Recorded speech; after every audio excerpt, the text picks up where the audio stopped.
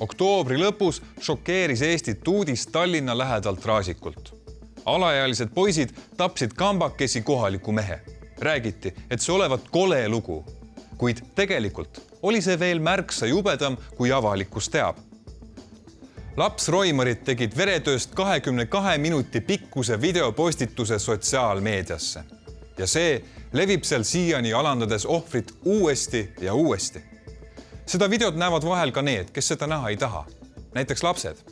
On neid, kel ööuni pärast sellist õudust rikutud, kuid on ka neid, kellele pakub selle õõvastava tapavideo vaatamine naudingut.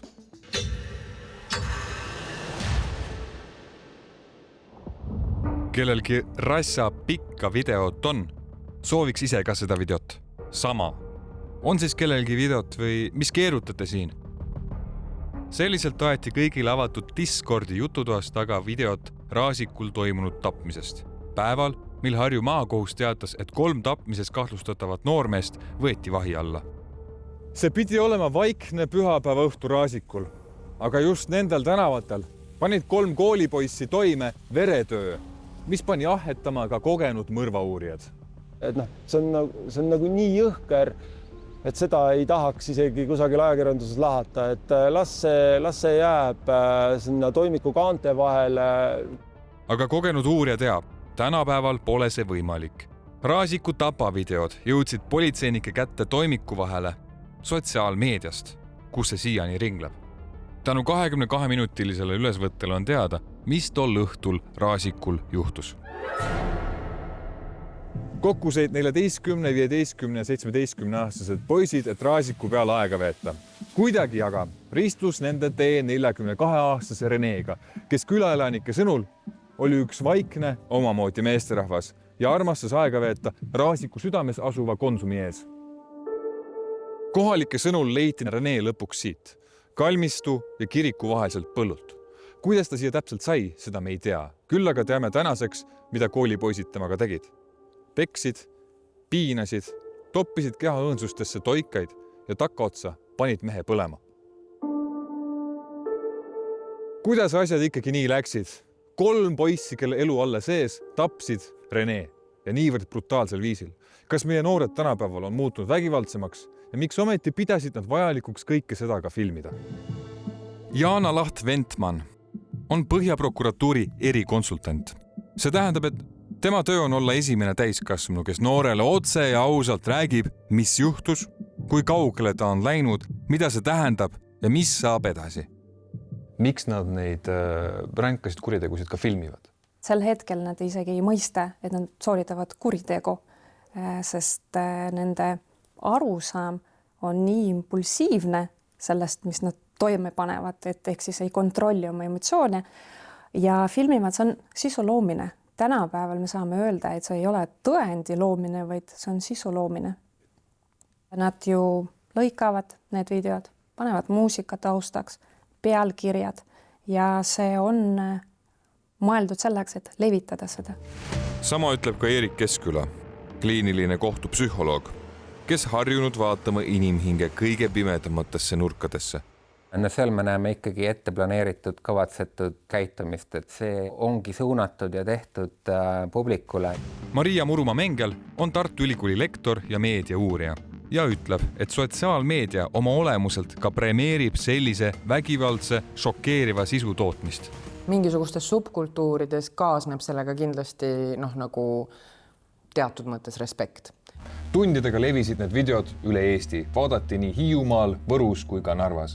Minuni need otse kohe ei jõudnud. Küll aga pärast 5 minutit guugeldamist leidsin need ühest Discordi grupist. Kaarel Peetrisele nappi neid dokumenti. Mis mõttes? Dokument välja! Tule välja, saad kohtuma lahti.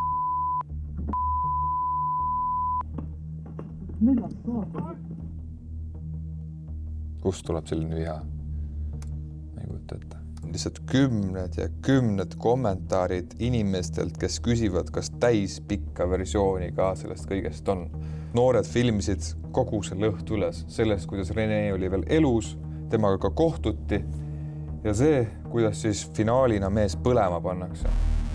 Eestit šokeerinud tapmiste kohta on olemas teaduslik termin performance crime ehk performatiivne kuritegu, performatiivne mõrv. Ma ei oodanud seda. Kui politseinikud ütlevad, et need on väga võikad kuriteod, siis tegelikult on need veel võikemad.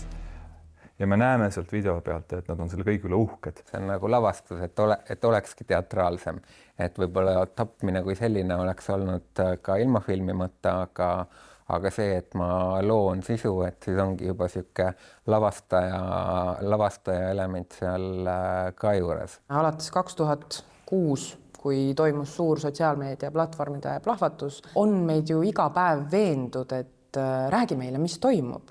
Ütle meile, kui sa midagi näed, siis jaga teistega ka. Jagamine on hoolimine, on ju, sharing is caring. Kui seda ei ole filmitud, siis seda justkui ei ole toimunud. Pixar, it didn't happen. Sa sooritad uskumatult jõhkra kuriteo, mis võimaldab sind mõista aastateks vangi. Sinu digijälgedesse jääb see igavesti ja sa ikka postitad selle. Ja teiselt poolt ikkagi see, et mina olen see, kes domineerib, et saada austust, kuulsust, kurikuulsust.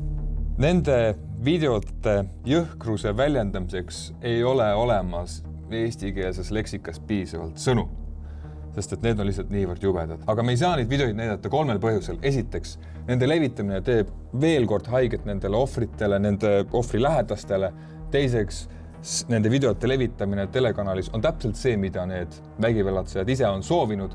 Ja kolmandaks, nende videote nägemine võib mõjuda nii mõnelegi inimesele päris ruineerivalt. Nii, et enam öösiti ei saa magada. Empaatiavõime kaob teismelistel ära mingiks ajaks. Ja see ei ole sellepärast, et nad on mingi nõmedad inimesed või halvasti kasvatatud, vaid see on lihtsalt bioloogiline eripära teismeeas. Nagu ajukahjustusega inimesed oleksid natuke aega, on ju. Et nad ei olegi võimelised mõistma tagajärgi, teiste inimeste tundeid. Et see frontaalsagar ei ole veel välja arenenud, et me oleme näinud täiskasvanute puhul juhtumeid, kus inimene saab ajukahjustuse frontaalsagarasse ja pärast seda ta ongi reaktiivsem ja vägivaldsem, ärritub kergemini. Tammiste mõrvarid rääkisid hiljem, et neil oli moraalne õigus vägivallale, kuna ohver olevat nende teada ise kurjategija. Sildistatakse ära kedagi, et tegemist on pedofiiliga, meelitatakse teda enda lõksu kohtumiseks. Noor ise usub, et tegemist on pedofiiliga ja et riik ei tee mitte midagi ja temal on see jõud ja õigus on tema kätes ja tema mõistab seda õigust vägivaldselt. Ühegi nende juhtumite puhul ei ole teada, et ohver oleks olnud tegelikult pedofiil. Ka Hisko Vares on täheldanud, et viimastel aastatel on noorte seas kasvanud soov läbi vägivalla ja selle filmimise respekti koguda. Sealt siis tekib see staatus, ehk siis nad proovivad tekitada inimrühma, kus siis on hierarhia paigas. Mõnes mõttes on see kartus ja teisest küljest tahan ka olla keegi, kellest teised kõik lugu peavad. Pärast õõvastavaid tapmisi Tammistes ja Raasikul selgus, et veretöö taga olevad teismelised ka filmisid oma tegevuse üles ja need salvestused sadistlikust tapmisest hakkasid internetis kulutulena levima. Kes ometi vaatab selliseid klippe? Kui mõni noor on midagi teinud, ta on teie juurde sattunud mingil moel, te võtate telefoni kätte, mis sealt vastu vaatab? Kahjuks viimasel ajal peame tõdema, et seal on hästi palju jõhkraid videosid. Seal on... Mis see tähendab jõhkrad videod? Jõhkrad videod, seal on ISISe kõrilõikamised, seal on Ukraina sõdurite hukkamised, siiamaani ringleb Pärnus see tapmise video, rääkimata Raasiku videotest. Et seda kõik nende noorte telefonides on ja nad vaatavad seda. Aga mida noored ise arvavad? Meiega nõustusid vestlema 4 Ülenurme gümnaasiumi asjalikku noort. Tõstke käsi, kui olete näinud videot, kus keegi saab tõsiselt viga või sureb. Ma olen ka neid hästi palju neid välismaa neid noori räppareid, keda on maha lastud mingite põhjuste tõttu ja nii edasi. Mis videod need olid, mida teie nägite? Mina olen näinud videoid, kus inimene saab lihtsalt viga, et ta ära ei sure, aga inimest ikkagi vigastatakse füüsiliselt. Kui me räägime Raasiku juhtumist või sellest Tammiste juhtumist, et teieni need videod ei ole jõudnud või? ei ole jõudnud, ei ole veel jõudnud. aga kui te tahaksite neid näha, mis te arvate, kui keeruline oleks nendeni jõuda? Ei usu, et väga keeruline, sest tavaliselt kui juba on teada, need videod levivad sotsiaalmeedias, siis tavaliselt neid nagu pannakse väga suurelt üles, et kõik ikkagi näeksid, mitte et lihtsalt saadetakse paarile inimesele. Kus need levivad? Snapchatis? Ma arvan, Snapchat ja TikTok kõige rohkem. Aga mida te tavaliselt teete, kui näete vägivaldset videot? Ma vaatan tavaliselt kommentaari, et mis siis juhtus tegelikult, et nii siuke olukord tekkis. Ja pigem ongi kommentaarid ja liigud edasi. Ma küsin nii, et kas te olete kunagi näinud internetis või sotsiaalmeedias midagi sellist, mida te ei ole tahtnud näha? Olid noorte kambapeksmised. Konkreetselt oligi, et ühte inimest lihtsalt peksti ja filmiti seda ja pandi ülesse. Ja siis ma hakkasin vaatama kommentaari kõiki asju ja seal oli nagu tegelikult vist oli neid videosid päris palju juba levinud. Kui vana sa siis olid, kui sa nägid neid? Mis ma võisin olla, ma arvan, et 13, 14, midagi sellist. Ma sotsiaalmeedias otsa ei ole näinud, aga ma olen näinud, kui neid nagu hiljem jagatakse. Samamoodi siis Snapchatis või? Ja Snapchatis ja WhatsAppis. Meil on nagu group chatidesse on sõbrad saatnud, kes on siis nagu salvestanud neid endale. Koledatest šokivideotest on saanud kiusamise viis, ütleb ka Ülenurme gümnaasiumi sotsiaalpedagoog. Ja tihti noored ütlevad, et see lihtsalt saadeti mulle, ma ei saa mitte midagi teha ka, et see lihtsalt saadeti mulle. Ja nad ei tea tegelikult, mida edasi teha seal olukorras. Ma saan aru, et see on vale astun sealt, ma ei tea, kas grupist välja või kustutan selle ise meie mingist chatist ära või Snapisse ju kaob ära. Nad ei oska mitte midagi teha siis. Et ma tegin algklassidega vaimstervise tundi ja siis ma ka küsisin, et kuidas teil see on see gruppides lisamine. Ja see on tegelikult väga jõhker, saab neid närvi, et nad peab kogu aeg välja sealt astuma ja lisatakse tagasi, nad ei saa seda kontrollida. See ärritab neid. Ja siis läheb huvitavaks võib-olla, vaatavad ikkagi, mis seal toimub, mis sinna saadetud on.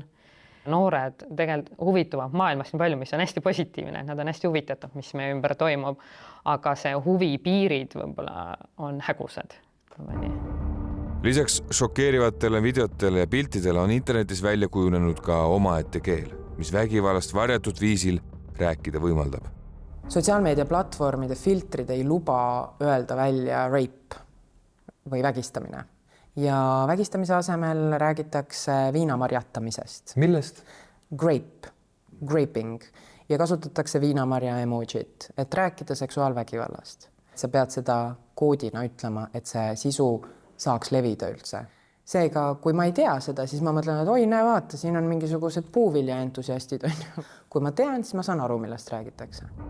Koolitöötajatena ka tugimeeskonnana me lihtsalt ei jõua järele nendele noortele. Meieni jõuab see siis, kui on midagi juba juhtunud. Et ennetusega justkui ei saagi tegeleda, sest et me ei saa aru. Raasiku juhtumi järel spekuleeriti ajakirjanduses mõttega, et TikTok on noori radikaliseerinud ja tapmistes on süüdi sotsiaalmeedia. Võtame hüpoteetilise olukorra, et meil on 2 erinevat last, kelle meediatarbimine on täpselt samasugune. Mõlemad mängivad GTA-d, mingisugused horror-mänge, hirmutavad ennast ja teisi nendes mängudes on ju. Loevad raamatuid sarimõrvaritest, vaatavad Netflixist Ed Geini elulugu ja muid sarimõrvareid ja nii edasi. Aga oletame, et üks nendest lastest käib ka noortekeskuses, kus noorsootöötajatega on võimalik rääkida noorte asjadest ja meediamaailmadest ja sotsiaalsetest normidest ja kuidas olla teistele hea kaaslane ja et tal on tugevad sõbrasuhted teistega, käib igasugustes trennides. Ja siis kõrval on teine laps, kellel on samasugune meediatarbimine, aga tal ei ole neid kõiki asju. Oletame, et tal on ka perekond, kes väga ei hooli sellest, kuidas laps kasvab, sest et lapsed kasvavad ise. Et siis võivad olla nendel meediatekstidel väga erinevad mõjud inimestele. Ja kui neid keskkonnast tulenevaid või geneetilisest tulenevaid nagu tegureid on kõik nagu lähevad õigel või valel hetkel kokku täpselt nagu pusle, siis realiseerubki selline ülim vägivald. Geenid laevad relva ja keskkond vajutab päästikule.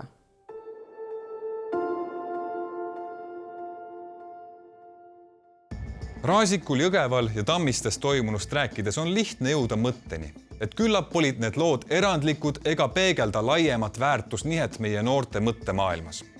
On selge, et kusagil on midagi valesti läinud. Mitte vaid praegu trellide taga oleva 8 alaealise kasvatamise puhul, vaid tervikuna ja süsteemselt. On viimane aeg võtta midagi ette, et kaitsta me laste vaimu, tervist ja Eesti riigi tulevikku, vägivalda, agressiivsust ja autoritaarsust premeerivate sotsiaalmeedia algoritmide eest.